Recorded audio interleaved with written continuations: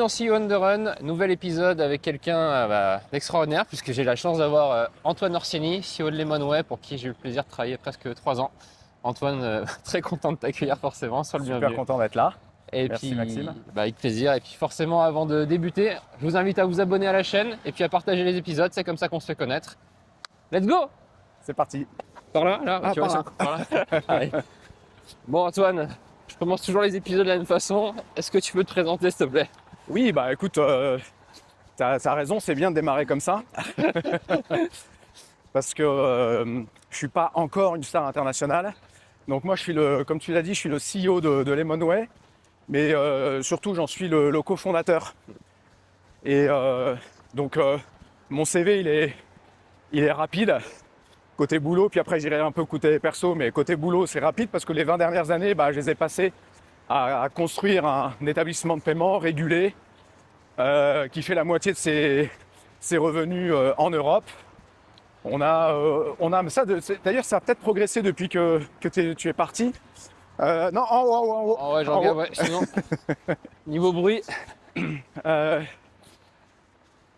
là il y a les arbres et tout, c'est sympa. Bah moi je t'avais laissé Donc, à la on a au moins rentabilité. un Quoi. client dans 20 pays. Ok. Tu vois, donc ça c'est plutôt pas mal. On est rentable depuis 3 ans. Ouais. Ça c'est chouette aussi. On est à peu près 140 collaborateurs. Et que te dire d'autre Non, bah écoute, les revenus continuent de croître. On a des très beaux clients, que ce soit en France ou à l'étranger. Je suis pas sûr que ce soit l'endroit pour les citer, mais on est assez fiers de ce qu'on fait. En fait, ce qui est intéressant, c'est qu'on a des clients qui sont des startups qui démarrent avec très fort potentiel. Et on a aussi des clients qui sont des mastodontes dans leur industrie. Je vais t'en citer deux parce que c'est très connu, c'est très public. Le fait que ce sont nos clients, c'est Decathlon et SNCF.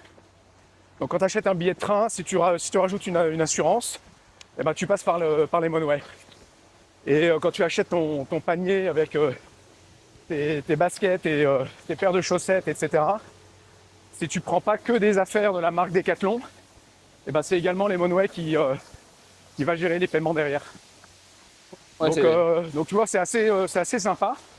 À côté de ça, si tu veux investir 150 € dans un immeuble et faire un peu de crowdfunding sur Brix, c'est encore Lemonway. WeSeed, Lendosphere, c'est encore Lemonway.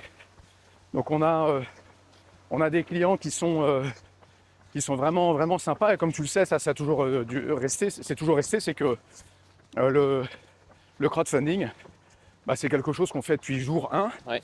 Et c'est ça un peu qui nous démarque quelque part. Omunity, c'est encore nous. Enerfip, c'est encore nous. Donc voilà, et là je cite que les plateformes françaises.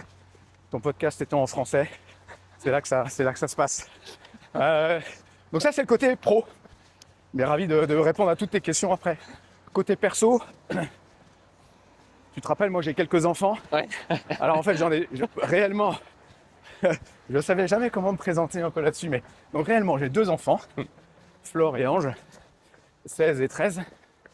Et mais j'en ai élevé 3 de plus. J'en ai co-élevé 3 de plus. Ça fait 10 ans que je suis marié avec Angelina. Et elle a 3 garçons. Et 21, 19 et 16. Et donc tu vois, ça fait 10 ans qu'on partage notre vie. Et surtout, on partage nos enfants. Non mais écoute, c'est chouette. J'ai beaucoup de questions. Je pense que c'est des trucs super intéressants. Parce que tu as dit un truc notamment, ça fait 20 ans que tu es dans l'aventure. Ouais. Où je vais laisser passer nos amis de la police. Voilà. Et donc, ouais, tu as vu finalement plusieurs cycles toi en 20 ans. Ouais. Comment tu gères ça à ton niveau? Parce que tu vois, le marché change entre ce qui se passait aussi sur le paiement en 2007, même le temps que tu reçois après régulé. Tiens, prends à droite, Jean-Gab. Le temps que tu sois régulé, etc. Il y a énormément de choses qui sont passées. Ouais. Comment tu gères ça, toi, à ton niveau? Alors, c'est une excellente question. C'est une excellente question parce que je pense que c'est ça qui crée à la fois l'excitation et c'est à la fois ça aussi qui est compliqué. Parce qu'en fait, tu peux pas être le même patron pour une boîte de 5, une boîte de 30, de 80 et de 120. Et j'imagine de 500 et de 2000. Donc, en permanence, tu dois adapter tes équipes, ton style managérial, tu dois adapter tes process.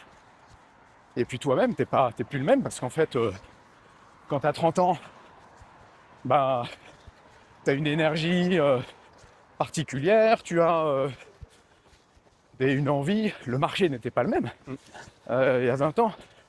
Puis alors nous, si tu veux, on a démarré, donc c'était avec Sébastien Burlet qu'on a lancé Lemonway en 2007. Et de 2007 à 2012, on n'était pas régulé. Et on a essayé de trouver notre marché. On voulait lancer une application de paiement de personne à personne. Et on était un peu tôt sur le marché. Mais donc, à un moment donné, au bout de 4 ans, ça marchait pas comme on voulait. Et on vendait notre tech, mais c'est pas exactement ce qu'on avait prévu de faire. Donc, on avait quand même des revenus. Il y avait pas mal d'innovations. Et parce qu'on faisait des trucs qui étaient en avance de phase. Et donc, on gagnait des concours, on gagnait des prix. Et donc, tout ça, ça nous a permis de ne pas avoir à lever de fonds les premières années. Mais ça nous a aussi un peu dévié d'une trajectoire peut-être un peu plus solide. Et cette trajectoire, elle arrive après. En 2012, on obtient notre licence d'établissement de paiement. Alors oui, je te passe toutes les conneries qu'on a faites de 2007 à 2012. En bon start-upper, on a tout essayé. Mais c'était sympa aussi, c'est très excitant. D'ailleurs, c'est marrant parce que tu as des profils qui te rejoignent à ce moment-là, qui sont des mecs qui viennent chercher, enfin des mecs et des femmes, bien sûr, qui viennent chercher ce côté un peu brouillon. Ça bossait très très fort, mais certainement moins structuré que ce qu'on fait aujourd'hui, quoi. Ouais, tu cherchais un petit peu ton product market fit, Exactement, quoi. exactement. Et donc, 2012, décembre 2012, sans mentir, le 24 décembre, on reçoit le courrier de la CPR. Joyeux Noël. C'est génial. Qui nous dit, c'est bon, vous avez votre licence d'établissement de paiement. 3 mois plus tard, on passeporte cette licence dans tous les pays européens. C'est assez facile à faire. Et puis c'est parti. On se lance dans... Merde, j'ai pas démarré ma montre. Ouais, Tu vois, tu m'as perturbé. perturbé. Et ouais, et donc c'est parti. On démarre. Et là, on trouve tout de suite notre marché. C'est le pot commun qui vient nous voir en premier en nous disant, vous faites une... En fait, je suis en train de te faire de l'histoire, mais c'était pas ça ta question. Si, mais c'est intéressant, vas-y, c'est le but, on dérive et autres. Bah, je vais revenir sur ta question, pardon. Alors, c'est le problème quand tu cours, c'est que du coup, tu pars dans tous les sens. C'est en arborescence. Exactement. Vas-y, continue sur l'histoire, c'est super intéressant. Et en fait, le pot commun vient nous voir en nous disant, c'était le début d'encaissement pour compte de tiers. Il y avait très peu de plateformes. Ça commençait à émerger, que ce soit en France ou dans d'autres pays européens. Et ils viennent nous voir en nous disant, écoutez, on a un besoin urgent là de cantonner nos fonds parce qu'on n'a pas le droit d'encaisser pour le compte de nos cagnottes. Ouais. Donc il faut absolument qu'on ait, un établissement de paiement et un compte de cantonnement. Et du coup, on a démarré comme ça. Nous, on avait un compte de cantonnement, mais qu'on utilisait pour nous au départ. Et puis en fait, on a découvert ce marché qui était en train d'arriver en force. Cette plateforme était l'un des leaders à ce moment-là en France de la cagnotte. Et donc toutes les plateformes qui naissaient allaient regarder les conditions générales de vente de celle-là, du pot commun, et nous appelaient. Et donc on avait vraiment à ce moment-là un marché en réveil, enfin en réveil plutôt en naissance. Et on a tout raflé, on a tout pris. Et donc on a tout pris et tout de suite, c'est ça qui nous a fait aller à l'international. On avait un directeur commercial qui avait épousé une italienne qui parlait italien couramment. Bon bah on a pris le marché italien rapidement, on a mis des bureaux en Espagne et c'est allé assez vite. Super. Ouais, c'était assez grisant. Ça l'est toujours, mais sous d'autres angles. Donc, mais je vais revenir sur ta question, les différentes étapes. les différentes étapes, c'est celle-là, c'est celle de la structuration, de l'accompagnement, c'est-à-dire que parfois t'es... Alors là, on a peut-être intérêt à redescendre un peu. Oh, on va prendre les quais, ouais. Et que tu peux à gauche, Jean-Gab. En fait, l'idée, c'est de toujours te poser la question de est-ce que la façon dont tu délivres, est-ce que c'est la meilleure, est-ce que c'est ce qu'il y a de mieux que tu puisses faire? Et puis parfois, tu t'aperçois que non. Et donc là, il faut avoir l'énergie, le courage de te lancer dans un changement, une évolution. Tu dois remplacer un manager, changer des process. Ouais. Tu dois remplacer plusieurs managers. Et parce que si tu veux, j'invente rien, mais ce qui est important, plus que... Attention, ouais, c'est bon. Attention, hein. On va pas te faire, plus que d'avoir l'idée ou de trouver son marché. Une fois que c'est fait, une fois que tu as ton marché, que tu as la bonne idée, eh ben, c'est la façon dont tu vas l'exécuter. Et c'est ça qui fait vraiment la différence, quoi. Donc la question en permanence, c'est est-ce que la façon dont j'exécute, est-ce que c'est la bonne... est-ce que c'est la meilleure façon que je puisse avoir? Est-ce que est-ce que je suis en train d'exécuter de la meilleure façon possible? Je cherche mes mots, désolé. Et cette question-là, elle te suit, en tout cas moi, elle me suit sans cesse. Elle me suit sans cesse, mais toi, ce sera pareil au fur et à mesure où ton podcast va prendre de l'ampleur. Est-ce qu'il ne te faut pas 3 caméramans, 3 Jean-Gab. 5 micros, un parapluie, enfin bref. Ouais. Nous, c'est pareil. On se pose la question de savoir si la licence en France, c'est le meilleur endroit pour nous développer. Est-ce qu'il ne faut pas une deuxième licence? Est-ce qu'il ne faut pas une licence dans chacun des pays corps de Lemonway? C'est une question qu'on peut se poser régulièrement en fonction de notre taille, de notre traction, du type de client qu'on signe. Est-ce que make it or buy it? Est-ce qu'on doit développer en interne nos outils, nos produits, ou est-ce qu'on doit avoir un provider ou des partenaires qui vont nous fournir le produit ou la fonction dont on a besoin? Cette question-là, elle est permanente. Comme on est connecté, on a une vraie galaxie, si tu veux, de partenaires et de produits. C'est tellement micro-fractionné le paiement, ouais, que tous les jours tu te poses la question. Ça, on le fait nous-mêmes ou on le développe, on fait un partenariat, on l'achète. Enfin bref. Et donc, si tu veux, c'est pour revenir à ta question, ces étapes-là, elles se font presque naturellement quand tu vas chercher la croissance de ta boîte. Et ben, T'as pas le choix, quoi. non, t'as pas le choix. T'as pas le choix. Si je reviens sur un peu juste le côté business, jusqu'en 2017, je crois, parce que aujourd'hui tu fais beaucoup de places de marché. Historiquement, c'est ça aussi. Donc du paiement un peu plus évolué avec du KYC. Historiquement, tu faisais un peu du e-commerce, je crois. Je crois que tu avais arrêté en 2017. Ouais. Et là, tu disais make it or buy it. Tu as racheté Paygreen il n'y a pas si longtemps. Exact. Pourquoi tu as refait ce pivot? Et c'est quoi tu vois, c'est exactement... merci, c'est ce qui vient illustrer ce que je disais. Ouais. À un moment donné, on s'est dit... Donc nous, on est un pur player de la marketplace. Depuis le premier jour, on fait la marketplace au sens large. Je vais résumer avec le terme plateforme. C'est-à-dire depuis le premier jour, on a monté nos process et nos outils pour organiser les paiements entre plusieurs acheteurs ou plusieurs investisseurs et plusieurs vendeurs ou plusieurs emprunteurs. Et donc tout s'est organisé autour de ça. Et puis quand tu regardes le marché du paiement dans le monde, tu te dis que tu te coupes d'un pan monstrueux qui est le e-commerce traditionnel, ouais, où tu as un vendeur et un acheteur. Beaucoup moins régulé, beaucoup plus simple techniquement, beaucoup plus light d'un point de vue réglementaire.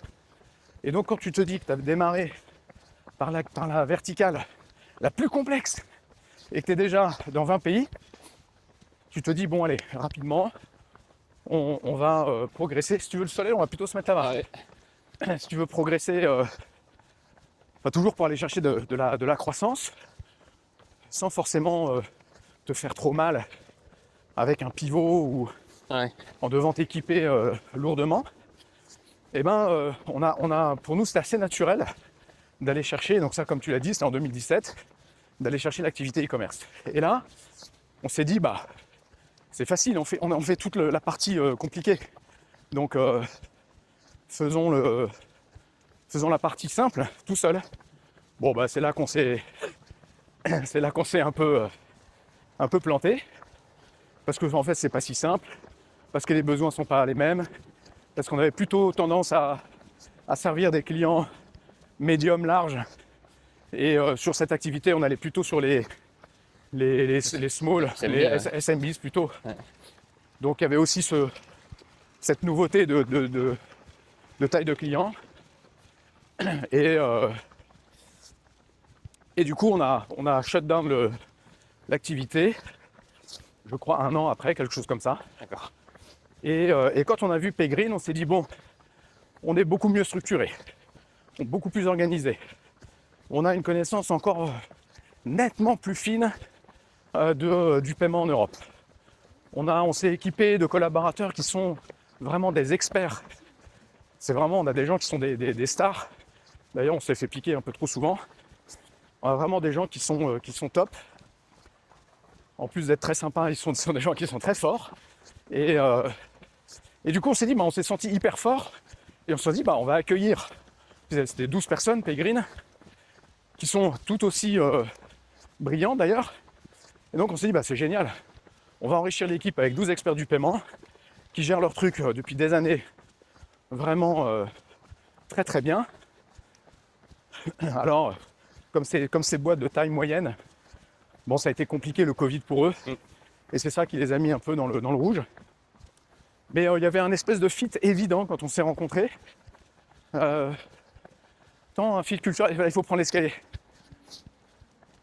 Tant un fit culturel qu'un fit produit et marché. Ouais. J'en profite pour me Ressourcer, c'est toi qui parles. Moi, J'ai mon rôle. C'est vrai, en fait, pour toi, c'est cool. Hein. Pour moi, je suis bien, tu vois. Et du coup, on a fait le merge. Les équipes ont fusionné très vite. Ouais. On a gardé la marque. C'est Paygreen by Lemonway. Parce qu'il y avait une très bonne connaissance de la marque par leurs clients. On a adapté les couleurs. On n'a pas changé le logo, mais on a adapté les couleurs. On a adapté la com. Et puis finalement, c'est pas plus mal. Tu vois, ça c'est une décision encore que tu prends en avançant. Au début, moi j'étais plutôt d'avis, une seule marque, la simplicité à l'extrême, pas de confusion, Lemonway for e-commerce, Lemonway for plateforme, et basta. Et puis finalement, tu t'aperçois que la marque elle a une existence, tu t'aperçois que les clients ils sont toujours bien accrochés, ça fait du sens aussi un peu pour te différencier, quand bien même toutes les équipes Paygreen qui majoritairement sont basées à Rouen, ouais. Ils ont tous leur suite Lemonway bien sûr, mais donc ce que je veux dire c'est qu'ils se sentent vraiment Lemonway, il n'y a pas de différenciation, il n'y a pas de différence faite dans l'entreprise, mais d'un point de vue marque, même en interne, quand on parle de Paygreen, on sait de quoi on parle. Ça permet d'identifier tout de suite les process, etc. Ouais. Ouais. Et donc Paygreen, ouais, super, ça se développe. On est allé reconquérir quelques clients. On vient de signer une nouvelle chaîne, là, Mr Garden. Tu connais parce que ça devait être ta cantine. Les salades, là, c'est ça. C'était rue du Sentier. Et donc on est content. Ouais, on est content parce que ça se développe bien. Et c'est plutôt prometteur. Et donc en fait, pourquoi est-ce qu'on a fait ça ?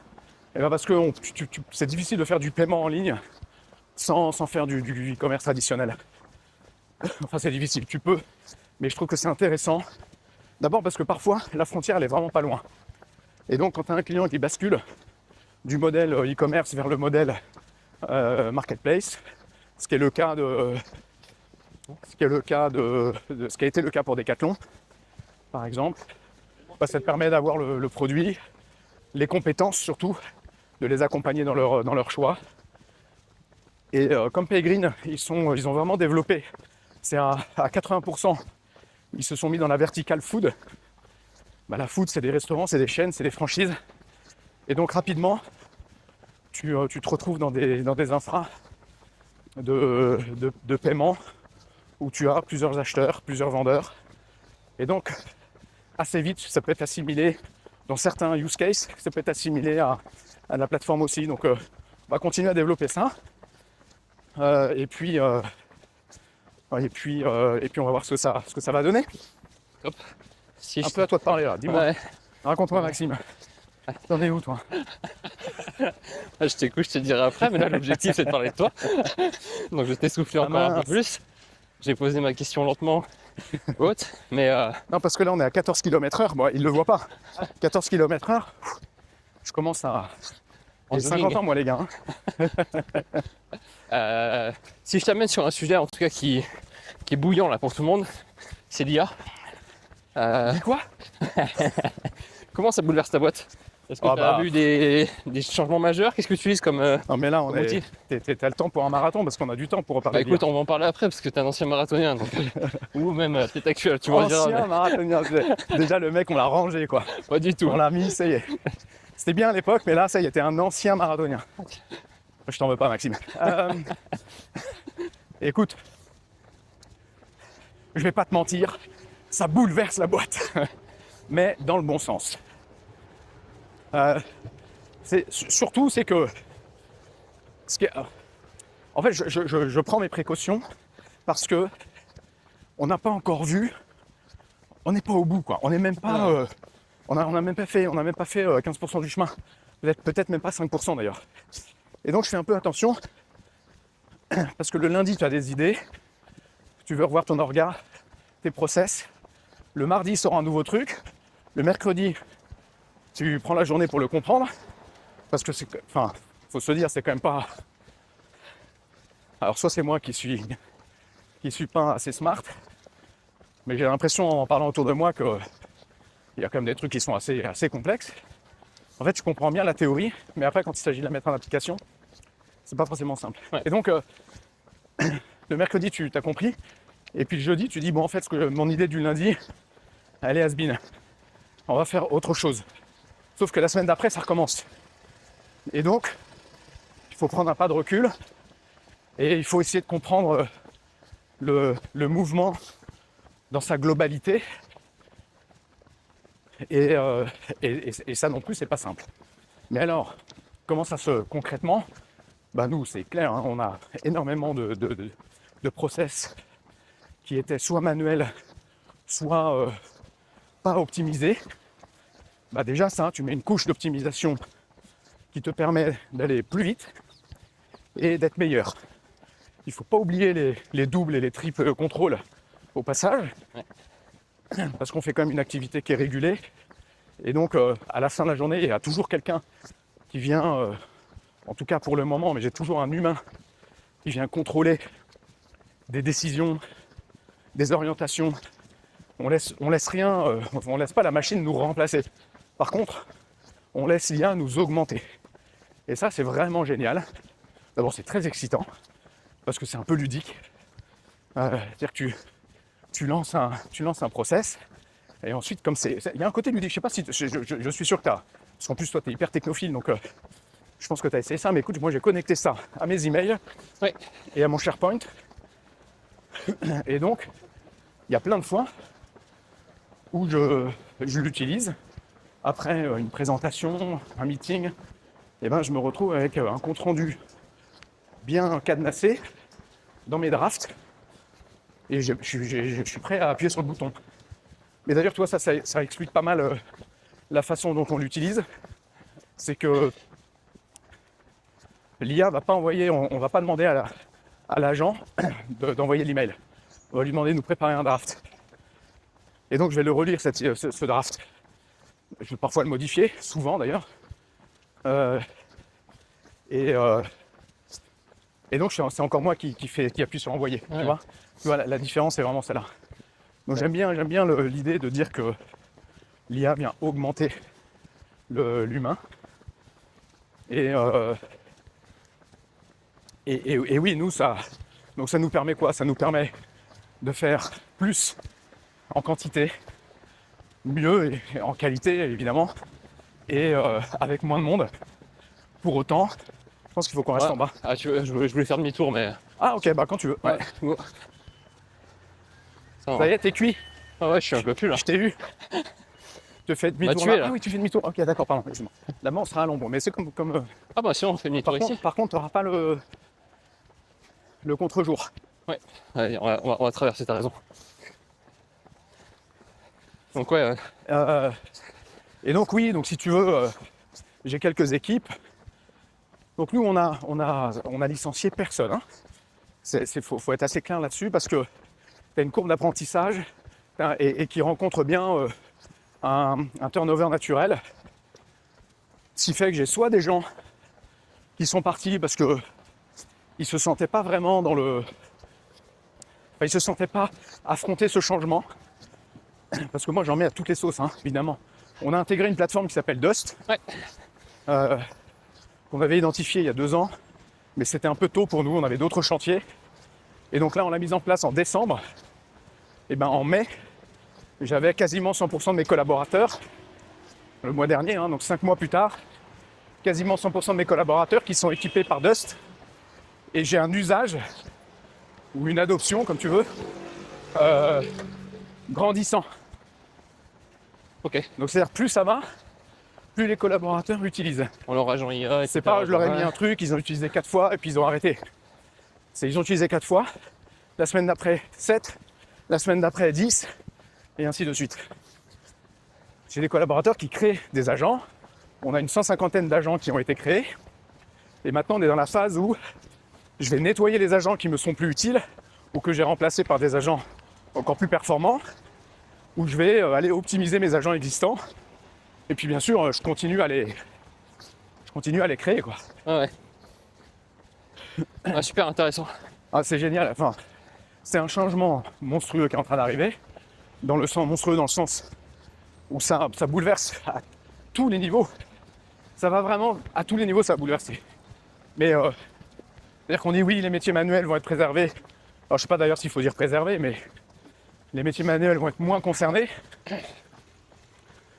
Oui, bah, je suis pas sûr qu'on ait un robot qui change un siphon sous un évier demain. Par sûr. contre, quel siphon je dois acheter et est-ce que je dois l'acheter maintenant? Je pense que ça, pour le coup, ça c'est demain que ça va changer. Top. Si je Ça, c'est t'amène, demain. si je t'amène plus On sur va le, descendre là. ouais. Si je t'amène plus sur le côté, On va descendre, regarde ici. regarde,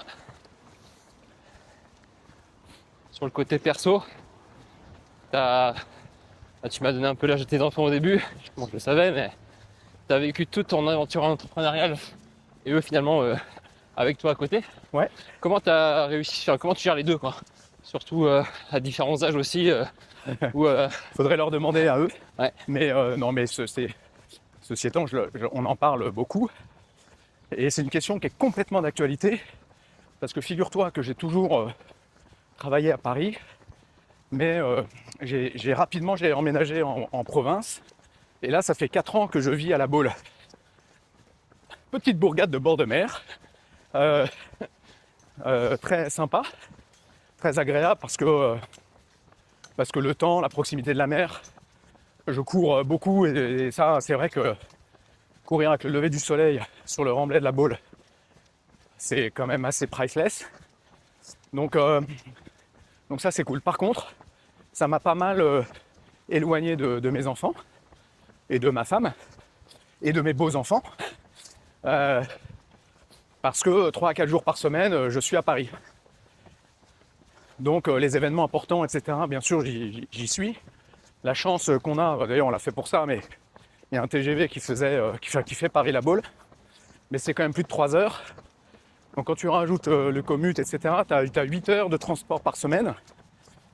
Bon, j'ai plus 30 ans. Et puis mes enfants grandissent, et je me dis que c'est un peu la dernière chance d'avoir une vie entre guillemets normale. C'est-à-dire de rentrer tous les soirs chez soi, de retrouver sa famille et de moins passer de temps dans les transports. Et donc on a décidé de déménager. Et là on emménage à Paris dans 2 semaines et demie, 3 semaines. Bravo. Et donc les 3 enfants qui sont encore avec nous déménagent avec nous évidemment. Et je comprends ce qu'est la guerre des écoles parisiennes. Truc de fou. Et voilà, donc on est très excités par le lancement de cette nouvelle vie. Alors nous, c'est pas avec ma femme, on a toujours dans nos vies d'avant et depuis qu'on est ensemble, on déménage toujours tous les 4 ans. Donc on rigolait avec ma femme hier parce qu'on a signé l'appartement hier et ni elle ni moi n'étions à la signature.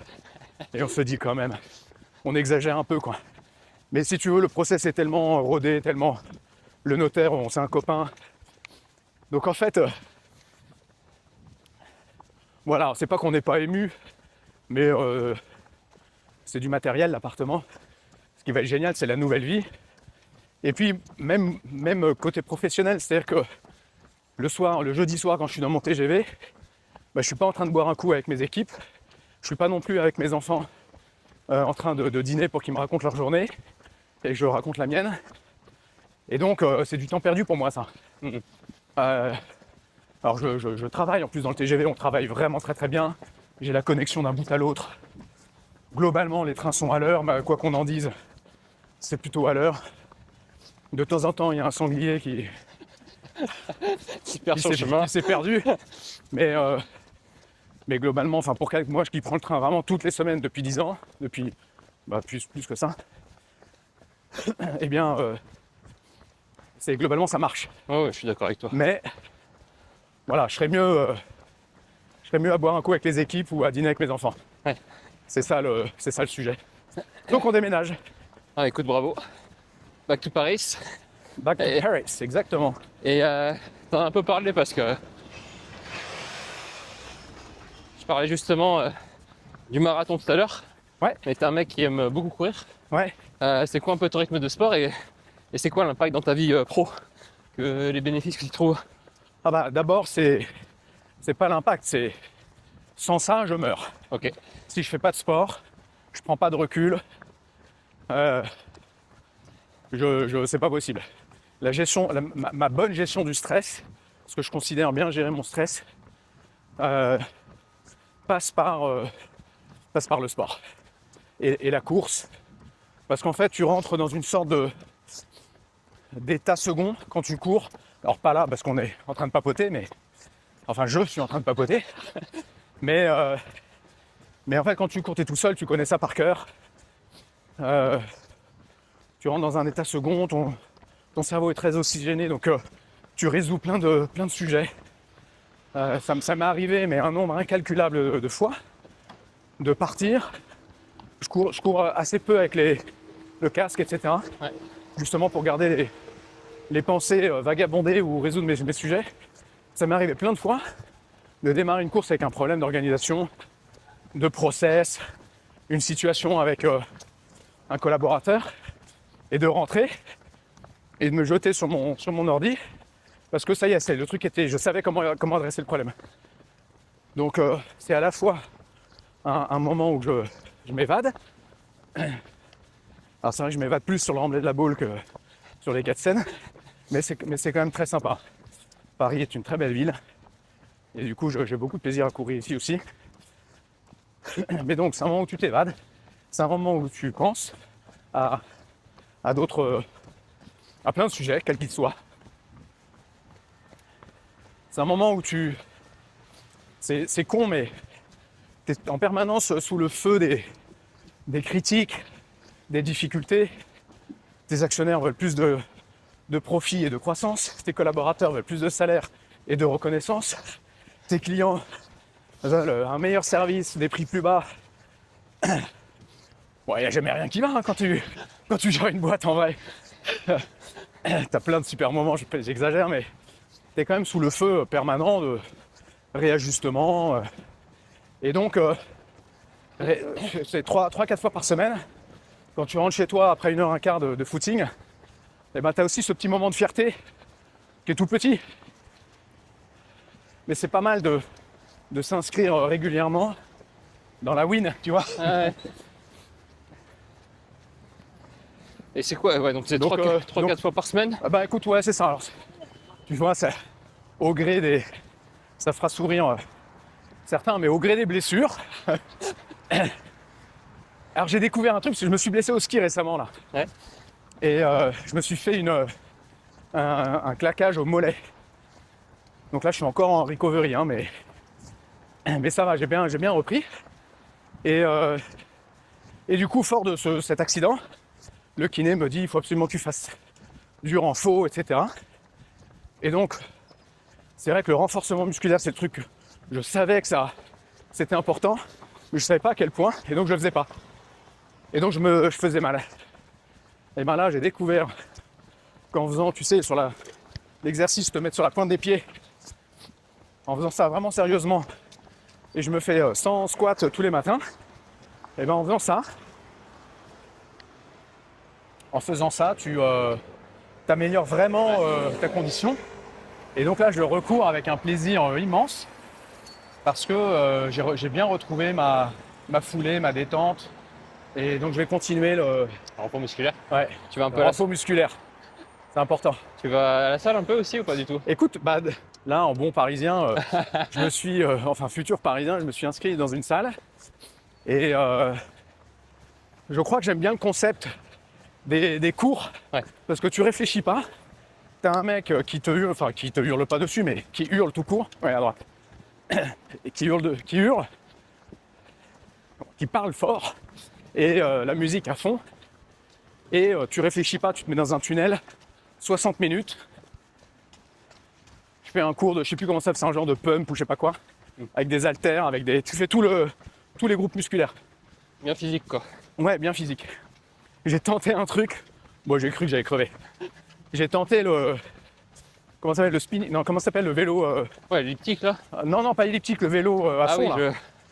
le truc de... Ah non, le vélo cycling, classique en salle, là. Ouais. J'en ai fait quelques-uns, des cours de, le premier, je me suis dit c'est pas possible. En fractionné un peu. Mais oui, parce que donc là, c'est ouais. pareil, t'as un coach qui est là, sauf que lui, il est pas sur le vélo, il est debout à se balader entre les vélos. De temps en temps, il monte un peu sur le vélo. Mais bon, les mecs sont top et ils t'encouragent à fond. Et il t'emmène toujours chercher, tu vois, la vitesse supplémentaire, la force supplémentaire. Il t'emmène toujours à aller au-delà, quoi. Et donc, t'es hyper rincé. et tu sors de là, oh, mon Dieu. Ouais. Et quand je vois les gens, je vois des vidéos là avec des gens qui sont sur leur vélo à mouliner comme des brutes, je me dis bon, je suis encore loin de ça. Mais oui, le sport pour moi c'est vraiment important. J'en fais la promotion au bureau en permanence parce que c'est important pour moi, mais c'est important pour le monde entier, je pense. Et on peut redescendre si tu veux. Allez. En fait, c'est important pour tout le monde de bouger. T'as mis des initiatives en place aussi en interne là, pour accompagner sur ça ou Écoute, tu laisses un peu les gens aussi autonomes se débrouiller non, parce que... je les laisse autonomes, mais chaque fois que je peux participer. Alors d'abord, si tu veux, faut faire un peu gaffe parce que tu as aussi des gens qui peuvent pas accéder au sport pour des raisons de santé. Et donc, il faut pas que les gens qui ne font pas de sport et pour autant qui sont des gens top, équilibrés, sains, bosseurs et tout, faut pas les faire, faut pas qu'ils sentent qu'ils soient exclus. Mais par contre, c'est vrai que je fais la promotion du sport. Tout le monde sait que je cours. Il y a des coureurs, on a des coureurs. On en a un qui fait le marathon en 2h40. Ah, solide, ouais. Très très solide. Et donc entre eux, c'est pour ça qu'on a fait des t-shirts. Tu l'as bien ça, hein? Alors, j'ai même derrière, ouais, je vais me filmer. Connect Pay Mais Grow. t'as pas vu derrière, regarde.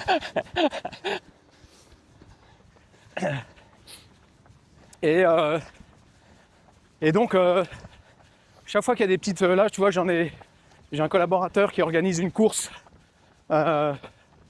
dont les profits vont être reversés à une association qui finance la lutte contre le cancer.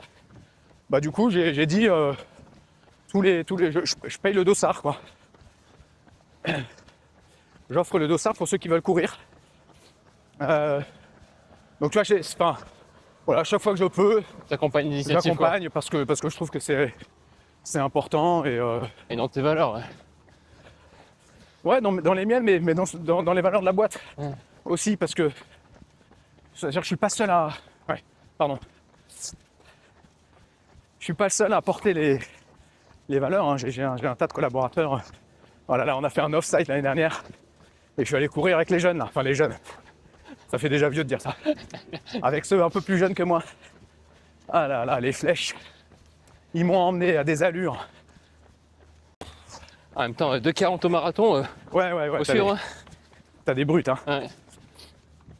Non, on a des belles performances. Donc non, c'est chouette.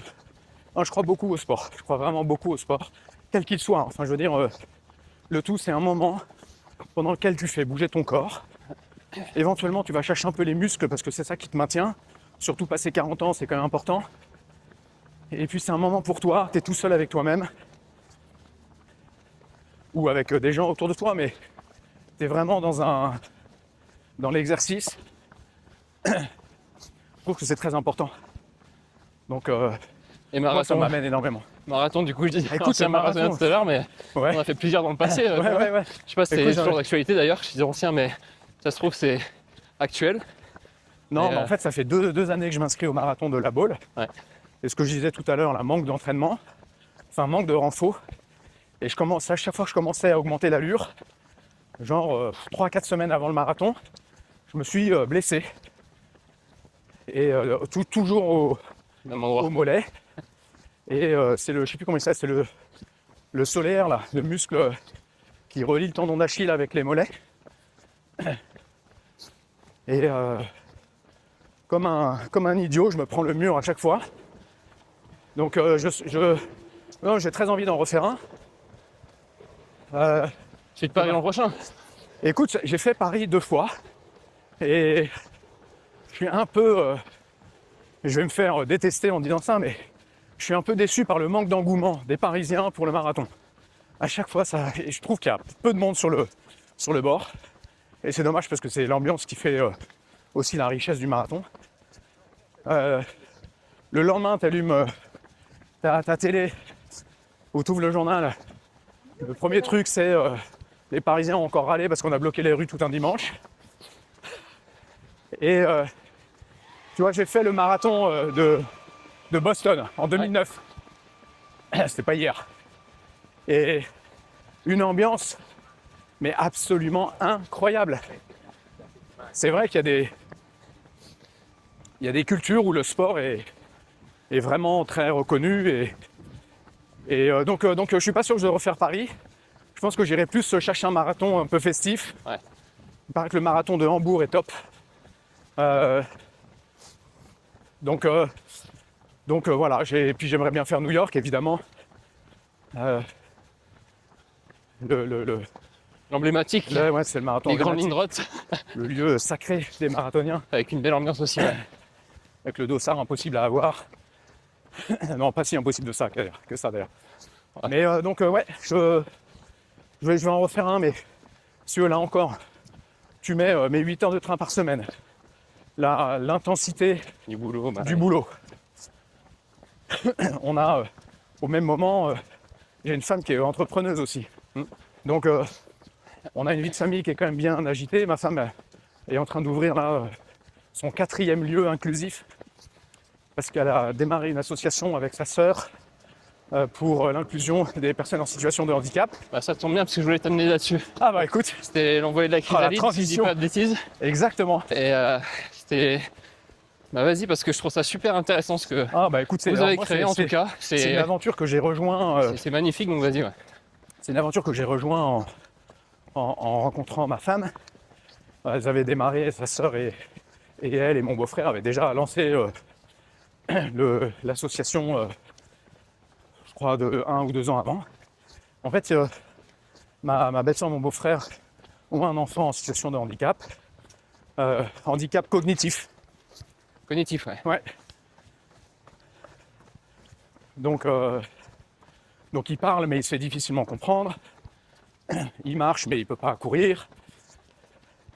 la synchronisation est pas optimale, mais Merci.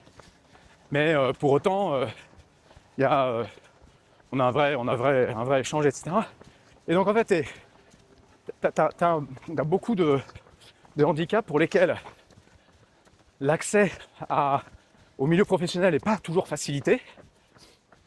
L'accès à l'éducation, à l'école, il n'est pas toujours facilité non plus, pour pas dire un calvaire. Et pour autant, c'est pas un handicap qui demande un isolement. Enfin, je veux dire, c'est un handicap qui vraiment permet de vivre avec tout le monde, quoi. Et en fait, c'est vraiment ça le but de ces associations qui ont été créées par ma belle-sœur et avec ma femme. Et ben, c'est de faciliter l'accès à tous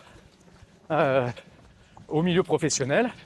Et donc, pour être un peu plus concret, C'est de la restauration. il y a aussi. 12 ans, Ouais. non, il y a plus que ça, il y a 15 ans, un peu moins de 15 ans, elles ouvrent une école. 2 élèves, puis 4, puis 6. Aujourd'hui, cette école, on l'a transmise à des parents d'un autre enfant qui avait un besoin d'enseignement particulier. Et je crois qu'il doit y avoir 16 ou 18 élèves à Saint-Nazaire. Cette école s'appelle la Chrysalide. Et puis mon neveu, arrivé à 16-18 ans, ras-le-bol de l'école. Et par contre, il aimait bien faire la cuisine. Et donc je la fais courte, mais en gros, on s'est dit, bon, on va faire un restaurant. Mais ils sont aussi lui et puis d'autres, ils sont dans une situation souvent où t'es pas autonome. Tu peux pas vivre tout seul, vraiment tout seul. Tu peux pas toujours avoir ton appart, faire tes déplacements, etc. Donc on s'est dit, on va non seulement ouvrir un resto, mais il faut qu'on trouve un hôtel dans lequel on va organiser un hébergement inclusif. Mais on va pas non plus mettre dans cet hébergement que des personnes en situation de handicap. Ok. Et donc, la nature faisant bien les choses, on a un mécène à Saint-Nazaire qui nous a proposé un lieu qui était un hôtel-restaurant qui était en train de se libérer. Et il nous a dit, bah, écoutez, ce lieu, il est pour vous. Et faites ce que vous avez à faire dedans pour l'aménager correctement. Et puis on lance. Donc on a fait au rez-de-chaussée un restaurant, une salle qu'on peut appeler réfectoire ou une salle commune. Il y a 25 chambres, dont 27 ou 28 chambres, dont quelques chambres qui sont réservées pour nos jeunes adultes qui travaillent dans le restaurant, lequel restaurant emploie 11 personnes en situation de handicap. Restaurant avec une croissance de 25% de son chiffre d'affaires. Et on a recruté un chef top niveau, un directeur de restaurant top, une responsable de salle, que des gens canons, que des gens qui ont travaillé dans des milieux plutôt haut de gamme, parce qu'on ne voulait pas associer le handicap à une image de difficulté ou de low cost, quoi. On voulait plutôt l'inverse, en fait. C'est génial. Et là, du coup, quatrième étape. Je dis on, mais moi, je fais pas grand-chose. Je suis un support psychologique, un soutien psychologique. Je suis là quand il faut, quand ils ont besoin de moi. Mais c'est vraiment d'abord ma belle-sœur et ma femme, et puis mon beau-frère qui investissent une grande partie de leur énergie dans ce truc-là. Et donc, là, le quatrième établissement. Et donc le quatrième, donc on est en train d'ouvrir l'Académie de l'Envolée, qui est en fait comme son nom l'indique, un centre de formation pour former et les personnes en situation de handicap au métier de la restauration, que ce soit en cuisine ou en salle, et pour former des restaurateurs qui veulent embaucher des personnes en situation de handicap, une ou plusieurs, mais qui ne savent pas comment s'y prendre. Est-ce qu'il faut adapter mes process ? Est-ce qu'on fait une fiche de paye normalement ? Est-ce qu'on a des aides ou pas ? Etc. etc. Donc, et là, ma femme est en train d'ouvrir hier, elle a signé, au même moment où on signait notre appartement, elle a signé le bail pour le restaurant d'application Parce qu'en fait, quand tu lances un centre de formation, bah, tu as un restaurant dans lequel tu viens commencer à recevoir du public et cuisiner et servir. C'est comme un restaurant de test, ça s'appelle un restaurant d'application, mais mine de rien, c'est un resto. Et donc, avec toutes les difficultés, les accès, les autorisations, la France est pépite en matière de règles et d'autorisations, et donc c'est du taf. Et comment tu te finances là-dessus? Est-ce qu'on peut te faire des dons, par exemple, tu vois, ou autre, bah, écoute, parce que tu as le restaurant qui tourne aussi, tu me ouais, disais. ouais. Comment Donc tu le te finances? finances d'abord avec son chiffre d'affaires, le restaurant, Ouais. et le lieu, hein, l'ensemble, se finance d'abord avec son chiffre d'affaires. Il se finance avec des dons. Il se finance avec une aide sur les salaires.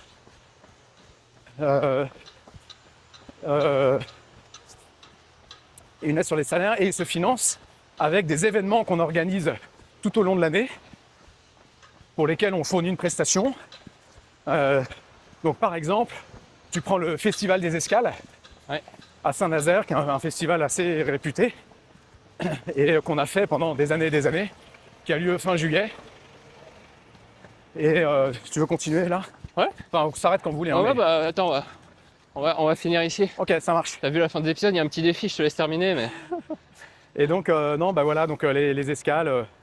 Et en 3 jours, on vend des frites et des sandwichs, etc. Et ça rapporte un peu d'argent pour nous aider à continuer à nous développer. Okay. Donc ouais, une famille d'entrepreneurs. Ouais. Et donc ça nous occupe pas mal, ouais. Et si on veut faire un don, ça s'appelle donc du coup l'envolée de la chrysalide, c'est ça? Est-ce que c'est des choses... Et donc ça s'appelle l'envolée de la chrysalide, ça c'est le nom du restaurant, et l'académie qui est le nouveau lieu de formation. Mais vous pouvez aller à Saint-Nazaire, avenue de la République. Le restaurant est vraiment, c'est très très haut de gamme, c'est bon marché, c'est très bien servi avec une équipe sensationnelle. Donc faut pas hésiter. Bon, faut aller à Saint-Nazaire, c'est pas à côté, mais ça se fait quand même. Génial. Bah écoute, super intéressant. Et puis bah voilà, enfin, si vous voyez ça, n'hésitez pas à y aller. En tout cas, je pense que c'est ouais. Bah tu le sais, à la fin, Antoine, il y a un petit défi. Ah non, mince. Est-ce que tu es en état avec le mollet ou pas? Ah oui, dis-moi, c'est quoi? Faut courir? Bah écoute, un petit challenge entre nous. Il faut sprinter, c'est ça? Je vais te challenger, je t'ai fait beaucoup parler maintenant, okay. je t'ai bien essoufflé. La côte ou le plat? Ah bah la côte, ouais. La côte. Jusqu'au camion? Jusqu'au camion? C'est le premier arrivé là? Allez. Si je me fais un claquage, c'est de ma faute. C'est toi qui vas bosser alors? Je paye le coach sportif et le kiné. Ah là là.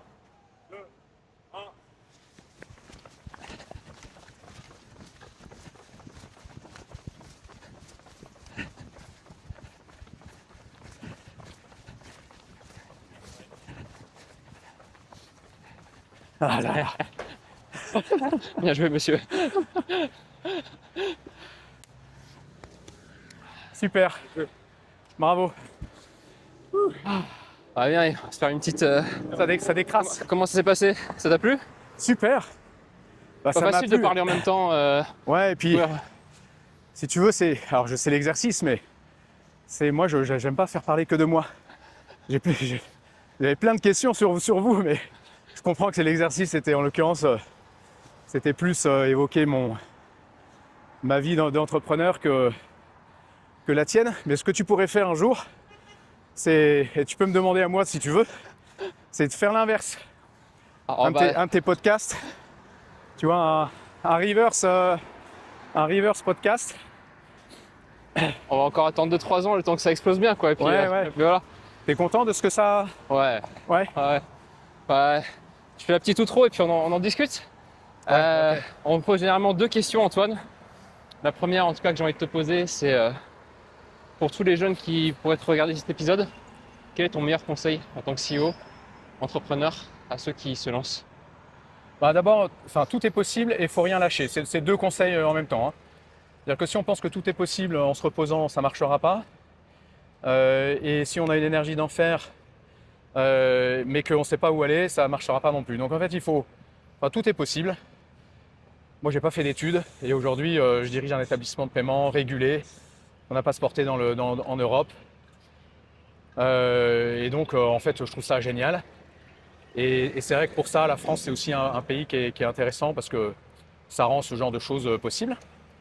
Et donc il faut rien lâcher parce que c'est dur. C'est dur, c'est du boulot, c'est beaucoup de travail, c'est de l'acharnement. Et le marathon est une assez bonne image, c'est-à-dire que c'est pas que le 35e qui est difficile. C'est au début, il faut se ménager, s'alimenter. Enfin, c'est une course qui est longue. Et puis parfois on se dit bon bah voilà, allez, ça va durer 5 ans cette aventure. Puis en fait ça fait 20 ans qu'elle dure et elle est aussi excitante aujourd'hui qu'au premier jour sous différents angles. Mais c'est vrai que si on n'a pas un peu de résilience, ça peut vite être très, très compliqué, je pense. Et moi, pour le moment, je ne me lasse pas. Je m'éclate et c'est vrai que, ouais, c'est vrai que du coup, cette énergie, je la trouve aussi dans l'excitation que j'ai tous les matins à emmener cette boîte. Ouais, bah bravo, parce que tu es un bel exemple de résilience. Et puis même la rentabilité après 15 ans de Ouais. boîte, je pense que c'est un bel exemple Ouais. de tout ça. Pour terminer, si tu voudrais voir une ou un CEO venir courir avec nous, qui t'aimerais voir? C'est une bonne question. N'importe lequel? N'importe lequel, quelqu'un qui t'inspire, une personne, un homme, une femme, tu Non, vois. j'ai pas préparé ça. Écoute, j'irais bien courir avec le boss de Nvidia, par exemple, tu vois. Parce que je pense qu'on doit avoir un mec assez à la fois perché et à la fois hyper pragmatique. Euh, je pense, et puis en ce moment, ça doit être une mine d'or, ce gars-là. Donc, et puis si je peux le voir transpirer un peu et autant que moi, eh ben, ça peut être intéressant. Ouais, ça peut être pas mal. Bah écoute, on essaiera de le contacter, C'est voilà. Et puis on Bon verra. courage. On l'aura, mais ouais. Bon, ça va prendre un peu de temps, mais avec la résilience, comme tu as dit, why not un jour. Un grand merci en tout cas, Antoine. Ravi de t'avoir eu. Prends soin de toi. Merci, Maxime. Et puis pour vous qui nous avez regardé, j'espère que vous aurez apprécié l'épisode. Je vous invite à liker, partager et puis vous abonner à la chaîne. C'est comme ça qu'on se fait connaître. Et puis encore merci à toi, Antoine. À la prochaine.